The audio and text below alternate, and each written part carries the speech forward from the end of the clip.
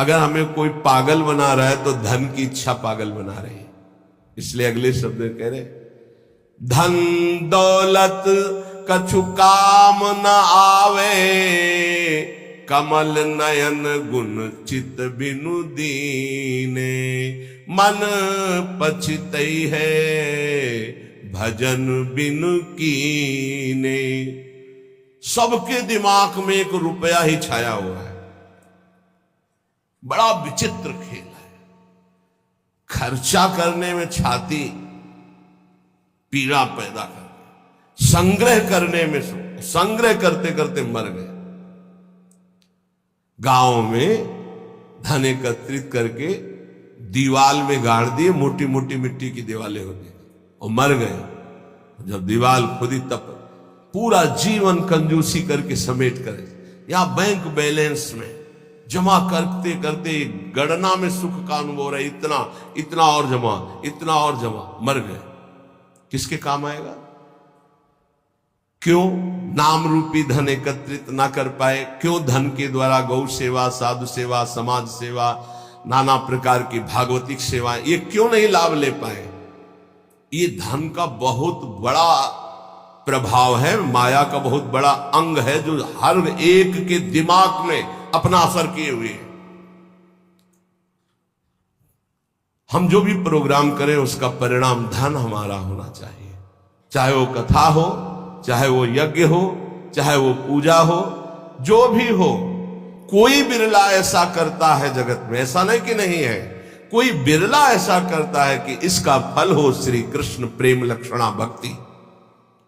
है, ऐसा नहीं कहते कि नहीं है, पर सबके दिमाग में एक यही है कि जो मैं कर रहा हूं उसका परिणाम अच्छी धनराशि मिलना। इसलिए यहां कह रहे कि पछताओगे बाद में। क्या पछताओगे?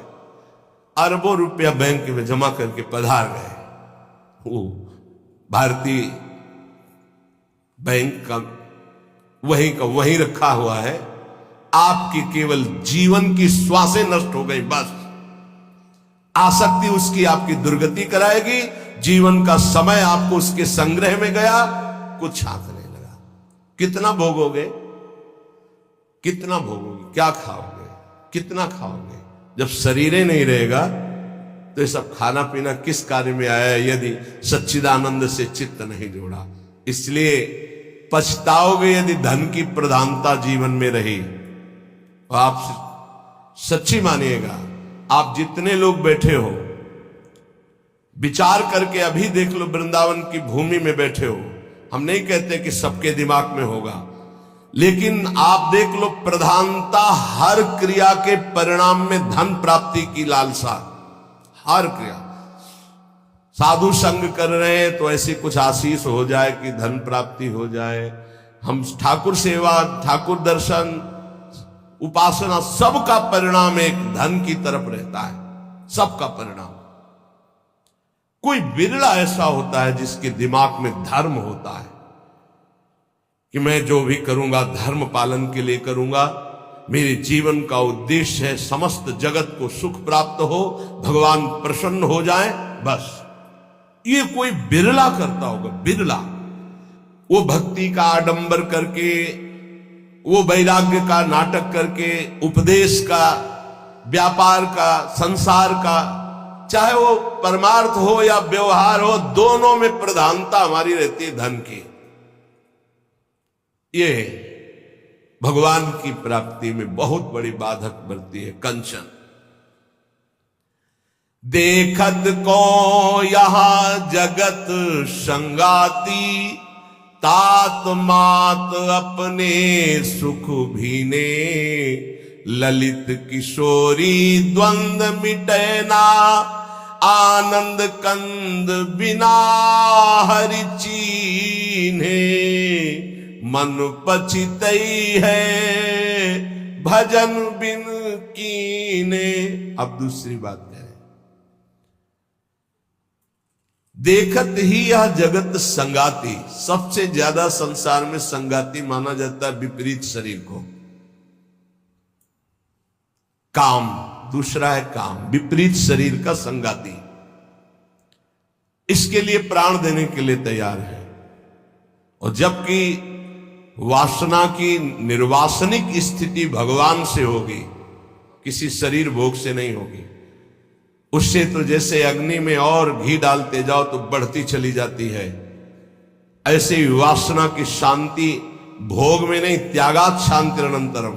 लेकिन ना जानने के कारण पूरे के पूरे जीवन नष्ट हो जाते हैं केवल भोग चिंतन से। बहुत आश्चर्य की बात है, यदि इसे भजन के बल से, भगवत कृपा बल से, गुरु कृपा बल से इसे संभाला न गया तो मिले भले कुछ ना, पूरे जीवन इसी का संकल्प बनता रहता है, चिंतन होता रहता है। ये ठग है जो हमारे जीवन को नष्ट कर देते हैं। कामिनी के संग की लालसा भगवत प्राप्ति नहीं होने देती। जैसे पहला था धन की प्राप्ति की लालसा, ऐसे ही जितना भी धन कमा लो, जितना भी सब कर लो, अंदर एक लालसा बनी रहेगी भोग भोगने की। ये अगर भावना शरीर भोग की बनी रही, ये भी भगवत प्राप्ति नहीं होने देती। कितना भोगोगे, कब तक भोगोगे? जब शरीर ही छूट जाएगा तो कौन तुम्हारा साथी होगा? बहुत विचित्र बात है, बहुत विचित्र बात है। देखत को यह जगत सगाती। इस संसार में केवल देखते देखते पूरा जीवन हो गया, कुछ नहीं देख पाए। 50 साल के हो गए, 40 साल के हो गए, भोगते भोगते जीवन व्यतीत हो, कुछ नहीं भोग पाए। क्या है? असंतुष्ट, वासना। इसी तरह से जितने संबंध है सब धोखे के संबंध है। उनमें यदि भगवत भाव करके नहीं जिए तो वो बंधन कारक है, धोखे में समय गया। पहला दिमाग में धन रहता है, दूसरा दिमाग में भोग रहता है, और जो इनको थोड़ा दबा पाया भजन से तो तीसरा दिमाग में रहता है हमारे यहां नाम हो जाए, लोग याद रखें। किसको लोग याद रखते हैं? भगवान को याद नहीं करते, तुम्हें याद करेंगे? भगवान को नहीं याद करते, जिनके याद करने से कल्याण हो जाता है, तो तुम्हारे को कौन याद करे? बोले यार कुछ तो ऐसा हम कर जाएंगे। कितने का कर जाओगे? क्या कर जाओगे? अरे जिन्होंने अनंत ब्रह्मांड बना दिए उनका नाम नहीं ले रहा, तो तुम 1-2 महल बना दोगे, 1-2 पौशाला और अस्पताल खोल दोगे, तुम्हारा नाम चलेगा? श्री कृष्ण ने अनंत ब्रह्मांड बनाए, सब थोड़ी नाम जप कर रहे हैं उनका। तुम्हारा कौन नाम जप करेगा कि भाई बहुत यश कीर्ति की आखिरी चाह। इसीलिए कह रहे हैं कि ललित किशोरी द्वंद्व मिटे ना, आनंद कंद बिना हरि चीने, मन पछितई है भजन बिन कीने। थोड़ा समय रह गया है। जितने सत्संग सुन रहे हो इतना समझ लीजिए, अब हमारे जीवन का थोड़ा समय रह गया है। अब तो जाग जाओ, इन 3 में सोना बंद कर दो। ललित किशोरी जी कह रहे, ये जो धन की लालसा, अरे बोले तुम तो बाबा जी हो, तुम्हारा चल जाएगा, हमारा गृहस्थी में बहुत जरूरतें हैं, धर्म पूर्वक कर्तव्य कर्म करो, उससे जो मिल रहा है संतोष धारण करते हुए अपनी स्थिति के अनुसार ब्याह बरादी जितने कार्य हैं सबका होता है सृष्टि में। आज दुख पाया जा रहा है अपनी स्थिति से हटकर करने पर।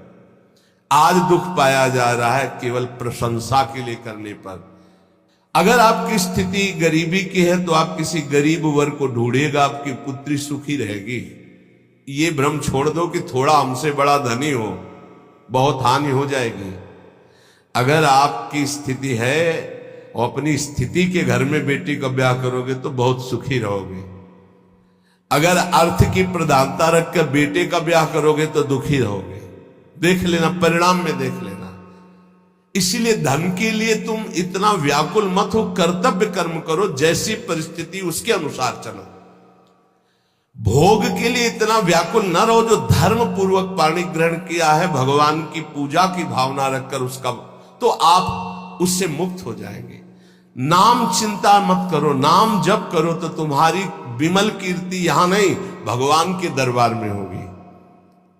ये मम जन है, ये मेरा जन है। जैसे अम्बरीश जी की चर्चा भगवान के दरबार, भक्तों के यहां भगवान की जैसे चर्चा होती, ऐसे भगवान के दरबार में महाभागवतों की चर्चा। इतना नाम जप करो, इतना ठाकुर सेवा करो कि भगवान